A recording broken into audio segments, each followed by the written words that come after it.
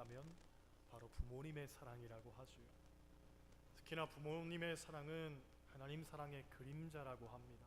왜냐하면 부모님의 사랑을 통해서 우리는 하나님의 사랑을 알 수 있기 때문에 그렇습니다. 우리가 잘 알듯이 십계명은 두 개의 돌판에 새겨졌습니다. 한 돌판에는 하나님께 대한 의무를 규정한 계명을 새겼고, 다른 하나에는 인간에 대한 의무를 규정한 계명을 새겼습니다. 그런데 내 부모를 공경하라 하는 이 5계명은 첫 번째 돌판, 즉 하나님께 대한 의무를 규정한 돌판에다 새겨놨습니다. 이것은 사실 인간에 대한 계명인데도 말입니다. 그러면 도대체 왜 내 부모를 공경하라 하는 계명이 하나님에 대한 의무를 규정한 돌판에 새겨졌을까? 유대인들은 말하기를 그것은 부모님이 하나님과 같은 존재이기 때문에 그렇다는 거예요. 자식은 누구나 부모를 통해서 생명을 얻기 때문에 우리에게 생명 주신 그것 하나만으로도 자식은 부모를 하나님처럼 섬길 이유가 충분하다는 거죠. 그래서인지 성경을 보면 부모 공경에 있어서 대단히 파격적이고 극단적인 선언을 하는 구절을 우리가 쉽게 찾아볼 수가 있습니다. 출애굽기 21장 17절 말씀, 그 아비나 어미를 저주하는 자는 반드시 죽일지니라. 레위기 20장 9절 말씀, 만일 누구든지 자기의 아버지나 어머니를 저주하는 자는 반드시 죽일지니 그가 자기의 아버지나 어미를 저주하였은즉 그의 피가 자기에게로 돌아가리라. 잠언 20장 20절, 자기의 아비나 어미를 저주하는 자는 그 등불이 흑암 중에 꺼짐을 당하리라. 잠언 30장 17절, 아비를 조롱하며 어미 순종하기를 싫어하는 자의 눈은 골짜기에 까마귀에게 쪼이고 독수리 새끼에게 먹히리라.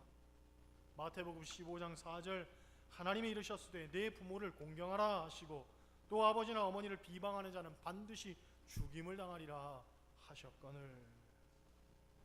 자식이 부모를 공경하지 않는 것, 하나님 너무나 싫어하실 뿐만 아니라 용서하지도 않으시겠다는 거지요. 두려운 말씀입니다. 그런데 안타깝게도 오늘날 부모를 모시는 것을 싫어하고 서로 미루고 떠맡기는 일들 비일비재하게 벌어집니다. 이런 얘기가 있습니다. 어떤 세 사람이 골프를 치고 있는데 아주 심각하고도 진중하게 치고 있더라는 거죠. 서로 말 한마디도 하지 않고 땀을 뻘뻘 흘리면서 골프를 얼마나 열심히 치는지 말이죠. 이 모습을 보던 지나가던 사람들이 이 사람들에게 묻습니다. 지금 돈 내게 하시나 봐요? 그랬더니 아니라는 거예요.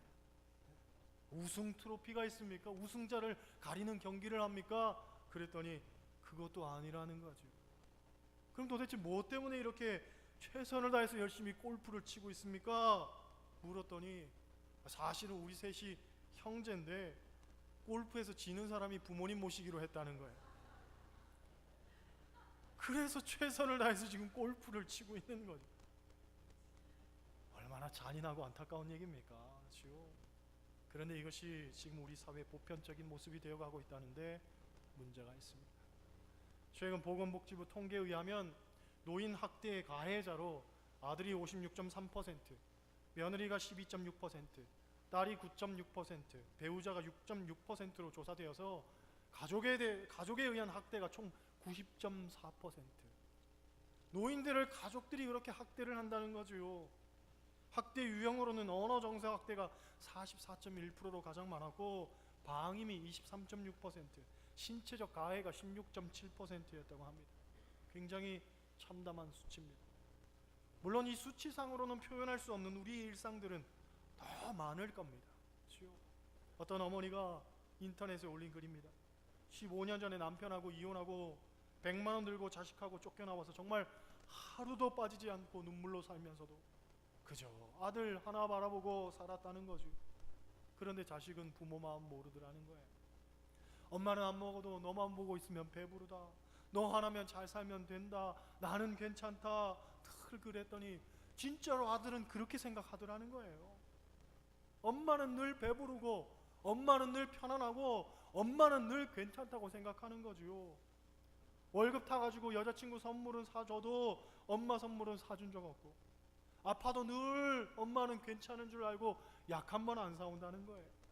이번에 어버이날 맞아서 대체 공휴일이 있었잖아요, 그죠? 그래서 어버이날 맞아서 시골에 한번 내려오겠구나 은근히 기대를 했는데, 이런 기회가 없다면서 여자친구하고 해외여행 갔다니. 해외여행. 카네이션 한 송이라도 사줄 줄 알았는데 그것도 사주지도 않고, 그죠? 늘 돈 없다고 불평하던 놈이 여자친구하고 해외여행은 무슨 돈이 있어서 떠났는지 섭섭하더라는 거죠. 여러분, 이맘때쯤이면 생각나는 심순덕님의 시 한 편 소개할까 합니다. 제목, 어머니는 그래도 되는 줄 알았습니다 하는 그런 시입니다. 어머니는 그래도 되는 줄 알았습니다. 하루 종일 밭에서 죽어라 힘들게 일해도 어머니는 그래도 되는 줄 알았습니다. 찬밥 한 덩이로 홀로 대충 부엌에 앉아 점심을 때워도 어머니는 그래도 되는 줄 알았습니다. 한겨울 차가운 수돗물에 맨손으로 빨래를 방망이질해도 어머니는 그래도 되는 줄 알았습니다. 배부르다, 생각 없다, 식구들 다 먹이고 굶어도 어머니는 그래도 되는 줄 알았습니다. 발 뒤꿈치 다 해져 이불이 소리를 내도 어머니는 그래도 되는 줄 알았습니다. 손톱이 깎을 수조차 없이 닳고 문드러져도 어머니는 그래도 되는 줄 알았습니다. 아버지가 화내고 자식들이 속 썩여도 끄떡없는 어머니의 모습, 돌아가신 외할머니 보고 싶으시다고, 외할머니가 보고 싶으시다고, 그것이 그냥 넋두리인 줄로만 알았던 나, 한밤중 자다 깨어 방구석에서 한없이 소리 죽여 울던 어머니를 본 후론, 어머니는 그러면 안 되는 것이었습니다. 어머니에게서 흉내낼 수 없는 사랑을 배웁니다. 어떤 권사님의 간증입니다. 그분의 어머니는 6.25 전쟁으로 혼자 되어서 여러 남매 키우느라 고생을 많이 하셨다고 합니다. 여자 혼자 몸으로 가정 꾸려나가면서 젊어서부터 정말 안 해본 일 없었다는 거죠. 그래도 다행스럽게도 자녀들 다 잘 키워서 정말 남부럽지 않게 잘 살게 됐습니다. 세월이 지나서 어머니가 칠순이 되었을 때에 가족들이 다 모인 자리에서 장남이 물었다고 합니다. 어머니 소원은 뭐예요? 저희가 칠순 맞아서 다 들어드릴게요. 먹고 싶은 것 있으시면 다 사다 드리고, 입고 싶은 것 있으면 백화점 가가지고 제일 좋은 옷 사드릴게요. 혹시라도 가보고 싶은 곳 있으면 말씀하세요. 어디든지 가보지요. 뭐 세계 여행이라도 제가 시켜드릴게요. 말씀만 하세요. 그랬더니 어머니 하시는 얘기가, 나는 정말 소원이 있는데 그 소원이 뭐냐면 주민등록증 한번 가져보는 게 소원이라는 거죠. 젊었을 때 너무 고생을 많이 해서 지문이 다 달아 없어진 거예요. 그러니 지금까지 주민등록증을 만들 수가 없었던 거죠. 그렇게 고생하면서 자식을 키운 분이 우리들 어머니 아닙니까? 그렇잖아요. 오늘 본문은 부모 공경에 관한 잠언 말씀입니다. 우리 다시 한번 같이 읽어보겠습니다. 잠언 23장 22절 말씀입니다. 같이 읽습니다. 너를 낳은 아비에게 청종하고 내 늙은 어미를 경히 여기지 말지니라. 할렐루야. 본문은 두 가지를 이야기합니다. 먼저 아비의 말씀을 청종하라 하고 말하죠. 청종한다는 말은 잘 듣고 잘 따른다 하는 말입니다. 여기서도 두 가지를 말하죠. 먼저 잘 들어야 됩니다. 따라 하시겠어요? 잘 듣자. 잘 듣자. 보통 부모님 말씀하실 때에 자식들 잘 듣지 않습니다. 됐어요. 그러면서 잔소리 취급하죠. 부모님 말씀을 안 듣는 이유는 사실 부모님을 가볍게 여기기 때문에 그렇습니다. 부모가 배움이 많지 않다거나 거동이 불편하다거나 경제적으로 넉넉하지 못하면 자식들이 부모를 더 가볍게 여깁니다. 성경을 보면 공경한다는 말의 히브리어는 카베드라고 하는데 무겁다는 뜻을 가지고 있습니다. 곧 공경한다는 것은 부모의 삶의 무게를 인정하고 존중한다 하는 그런 뜻을 갖고 있다는 거죠. 부모님은 존재 자체만으로도 충분히 인정받고 존중받아야 될 분들입니다. 그것이 성경이 말하는 공경입니다. 둘째로 잘 따라야 합니다. 따라하시겠어요? 잘 따르자. 공경한다는 말에 헬라어는 티마오라고 하는데 선물하다 하는 의미가 있습니다. 즉 잘 따른다는 것은 물론 부모님 말씀에 순종도 해야 되겠지만 부모님께 감사할 줄 알고 잘 표현하고 자주 선물하는 것을 의미한다는 얘기죠. 가나안 농구학교 김용기 장로님의 효의 10계명을 보면 이런 내용이 있습니다. 정기적으로 부모님께 용돈을 드리자. 노인들이 돈 쓸 데가 어디 있어? 이런 얘기 절대 하지 말고 부모님께 용돈을 자주 드리라는 거예요. 노인들도 쓸 데가 많고 특히나 손주들한테 부끄럽지 않은 할머니 할아버지가 되고 싶은데 그 척도가 뭐냐면 아이들에게 용돈 주는 거라는 거죠. 넉넉하게 드리라는 거예요. 또 외모도 아름답게 가꾸어 드리라고 합니다.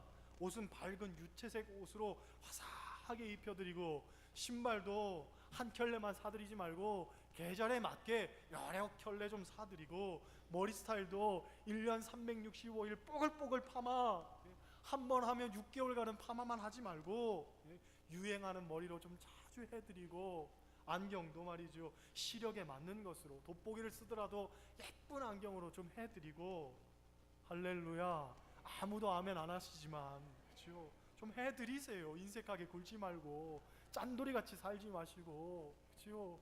나를 위해서는 잘 쓰잖아요. 아니 자식들 위해서는 그냥 퍽퍽 쓰잖아요. 부모님 위해서도 좀 꺼내보세요. 그렇죠? 노인들이 예뻐지는 것은 물론 그분들 당신들을 위해서기도 하지만 대부분은요 이게 다 자식 자랑으로 표현이 된다는 거예요.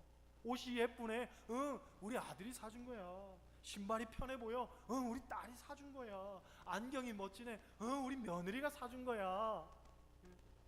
다 자식 칭찬, 자식 자랑, 며느리 자랑으로 가는 거예요. 할렐루야. 꺼내놓을 수 있는 여러분 되시기를 바랍니다. 둘째로 오늘 말씀 보면 늙은 어미를 경히 여기지 말라 하고 이야기하잖아요. 그렇죠? 사실 잠언서는 솔로몬이 쓴 책인데 솔로몬의 어머니는 밧세바입니다. 여러분 밧세바 하면 어떤 생각이 납니까? 밧세바는 어떤 사람입니까? 밧세바는 원래 우리아의 아내란 말이지요. 그런데 다윗과 눈이 맞아서 동침을 하게 되고 그렇게 낳은 자식이 솔로몬입니다. 그러니 솔로몬이 사실 자기 어머니를 무시할 수도 있는 상황이죠. 그러나 열왕기상 2장을 보면 솔로몬이 왕이 된 후에 어떤 고백을 하냐면 내가 어머니의 얼굴을 괄시하지 않겠다 그런 이야기를 합니다. 왜? 어머니는 나에게 생명 주신 분이니까 그 어떤 것으로도 어머니는 자식의 평가의 대상이 되면 안 되는 거예요. 부모는 절대로 자식은 절대로 부모를 평가하면 안 됩니다. 자식은 부모를 평가할 수 없어요. 나의 존재의 근원이 부모니까 그 자체만으로도 늘 감사할 줄 알고 고마울 줄 알아야 되는 거죠. 예전에 우리나라에는 고려장이라는 것이 있었다고 우리가 배웠습니다. 그런데 오늘날 많은 학자들이 그건 사실 거짓이고 일제가 우리나라의 역사를 왜곡하기 위해서 만든 이야기라고 그렇게 이야기를 합니다. 역사적으로 보아도 우리나라는 항상 효심이 지극했던 민족인데 자기 부모를 내버린다는 것은 상상할 수가 없죠. 일제가 철저하게 왜곡시킨 이야기입니다. 어쨌든지 이 고려장에 대한 이야기 중에 이런 얘기가 있습니다. 어느 아들이 국법 때문에 늙은 아버지를 지게에 지고서 고려장을 하러 갔습니다. 그런데 지게에 실려가는 아버지가 계속 나뭇가지를 꺾는 거예요. 아들이 깊은 산속에 들어가서 구덩이를 파고 아버지를 묻으려고 하니까 아버지 하는 얘기가 내려갈 때에는 내가 나뭇가지 잘 꺾어놨으니까 그걸 보고서 길 잃어버리지 말고 내려가라, 조심해서 가라 그러는 거예요. 그 말들은 아들이 억장이 무너져가지고 아버지를 그대로 둘 수가 없으니까 아버지를 다시 모시고 와가지고 자기 집 장롱 속에 숨겨놓고서는 아버지와 함께 삽니다. 때마침 나라에 큰 어려움이 왔어요. 중국에서 사신을 보내가지고 우리나라 사람들의 지혜를 시험하려고 아주 어려운 3가지 수수께끼를 냈습니다. 첫 번째 수수께끼는 뭐냐면 비슷하게 생긴 2마리 말 가운데에 어느 것이 어미 말이고 어느 것이 새끼 말인지 구분해 보라는 거예요. 그런데 말은요, 1년만 자라도 어미 말하고 크기가 똑같아져 가지고 다 크기 때문에 도저히 분간이 안 된다는 거예요. 두 번째 문제는 뭐냐면 나무를 깎아놓고서는 어디가 위며 어디가 아래인지 한번 맞춰보라는 거예요. 구분해 보라는 거예요. 아니, 깎아놓은 나무가 어디가 위인지 어디가 아래인지 누가 할 수 있겠습니까? 그잖아요. 세 번째 문제는 뭐냐면 코끼리 무게를 달아보라는 거예요. 아니, 지금도 코끼리 무게를 다는 게 어려운데 이게 그 시대에 코끼리 무게를 어떻게 달아본단 말입니까? 그렇잖아요. 그러니 누구도 그 문제를 풀지 못해서 임금이 아주 속상해하는데, 이 소식을 들은 아들이 말이지요, 아버지한테 이야기를 하는 거예요. 아버지, 나라님한테 중국에서 사신이 와가지고 수수께끼를 3개를 냈는데 아무도 못 푼다네요, 아버지. 이런저런 문제가 있는데 아무도 모른대요 하고서 이야기했더니 이 아버지가, 야, 그거 너무 쉬운 문제 아니냐, 쉬운 거야, 쉬운 거 하면서 수수께끼의 해답을 말해주더라는 거예요. 첫 번째 문제, 여러분, 말을 어떻게 구분할 수 있습니까? 어느 게 어미 말인지 어느 게 새끼 말인지 여러분 어떻게 구분할 수 있어요? 모르죠? 물어보는 게 제가 죄송하지, 그죠? 첫 번째 문제는요, 말에게 먹이를 주면 안다는 거예요. 왜? 먹이를 주면 어미 말은요, 새끼를 위해서 양보한다는 거예요. 그런데 새끼 말은 허겁지겁 자기만 먹는다는 거죠. 그렇죠? 사람도 똑같지 않습니까? 그렇죠? 부모는 양보하는 거예요. 하지만 새끼는요, 제 배가 불러야지 그 다음에 부모 챙기는 거예요. 어쨌든 내 배가 배고프면 그냥 먹어 제끼는 게 새끼지요. 제 욕심만 챙기는 거예요. 두 번째로, 나뭇가지는 뿌리 쪽이 더 단단하고 어쨌든 가지 쪽이 단단하지 못하기 때문에 물에 던져보면 안다는 거예요. 물에 던지면 뿌리 쪽에 가까운 것이 더 가라앉는다는 거지요. 쉽게 구분할 수 있는 거예요. 세 번째, 코끼리 무게는 어떻게 다느냐? 배에 태워서 이렇게 가라앉은 그만큼 표시해두고 그 다음 코끼리를 내리게 한 다음에 빈 배를 띄우면 그만큼의 자갈을 담으면 그 자갈 무게하고 코끼리 무게하고 똑같다는 거죠. 결국 아버지가 알려준 대로 임금에게 가가지고 이야기를 했더니 임금님이 너무 기뻐하면서 내가 후한 상을 내릴 테니 무엇이든지 소원을 말해보라는 거예요. 그때 이 자식이 용기 내서 말합니다. 사실은 우리 아버지를 지금 제가 우리 집 장롱에 모시고 사는데 이 대답은 저희 아버지가 가르쳐준 대답입니다. 우리 아버지가 그만큼 지혜로우신 분인데 그분을 그렇게 버려서야 되겠습니까? 그때 임금이 감동을 받아서 그렇구나. 어르신들을 잘 공경하고 모시고 그분의 지혜를 본받는 게 중요하구나 생각하고서는 고려장을 없앴다는 그런 이야기가 전설 따라 내려져 옵니다. 그런데 어쨌든지 고려장은 우리나라에 없었다는 거, 일제가 만든 허구라는 것. 여러분, 많은 사람들이 늙다라는 말을 약해지고 쇠해졌다라고 생각을 합니다. 그런데 아니에요. 성경은 늙다라는 말이 경험이 풍부하다, 경륜이 많다, 지혜가 많다, 이렇게 이야기를 합니다. 그래서 잠언 16장을 보면 백발은 영화의 면류관이다 라는 말이 있습니다. 백발은 영화의 면류관이라는 거예요. 지금까지 살아왔던 삶의 어떤 경륜과 지혜가 그 속에 다 담겨지는 것이라는 거죠. 얼마나 귀한 이야기입니까? 그잖아요. 백발은 정말로 우리의 삶의 어떤 경륜의 표시입니다. 그치요? 경험의 어떤 놀라운 결과물입니다. 열매입니다. 우리가 그것을 인정할 줄 알고 존중할 줄 알아야 되는 거예요. 그렇죠? 오늘 어버이 주일이잖아요. 어버이 주일의 유래는 이렇습니다. 지금으로부터 약 150년 전 미국의 어느 시골 마을에 한 과부가 아들과 함께 살고 있었습니다. 이 과부는 낮에는 닭을 키우고 밤에는 삭바느질 해가지고 하나밖에 없는 이 자식을 공부시켰습니다. 아들이 자라서 고등학교를 졸업하는데 졸업식에 입고 갈 옷이 변변치를 못한 거예요. 그런데 자기가 너무 누추하고 보잘것없으니까 괜히 내가 졸업식 갔다가 자식이 창피해하고 부끄러워하면 어떡합니까? 그래서 내가 급한 일이 있어서 네 졸업식에 못 간다. 그리고 어머니가 이야기를 한 거예요. 그런데 이 아들이 울면서 어머니를 붙들고서 말이죠. 어머니 없는 졸업식이 무슨 의미가 있습니까, 어머니? 예? 꼭 오세요. 어머니 꼭 오셔야 돼요. 아주 사정하더라는 거예요. 그래서 어쩔 수 없이 어머니가 자식 졸업식에 참석을 합니다. 나름대로 당신은 때 빼고 광내고 간다고 생각을 했는데 가보니까 말이죠, 자기처럼 촌티나고 칙칙하고 보잘것없는 사람이 없는 거예요. 다 부모들이 세련되고 멋지고 괜찮은 사람들인데 자기만 너무 누추하고 보잘것없는 거지요. 그래서 괜히 또 아들 창피할까봐 저기 구석에 가가지고 잘 보이지도 않는 자리에 그렇게 앉았다고요. 그런데 아들이 똑똑하게 키워서 아들이 졸업식에서 모두를 대표해서 연설을 하고 말이지요, 대통령이 주는 이 표창장과 메달을 목에 딱 걸고서 아주 자랑스럽게 졸업식장에 서게 됩니다.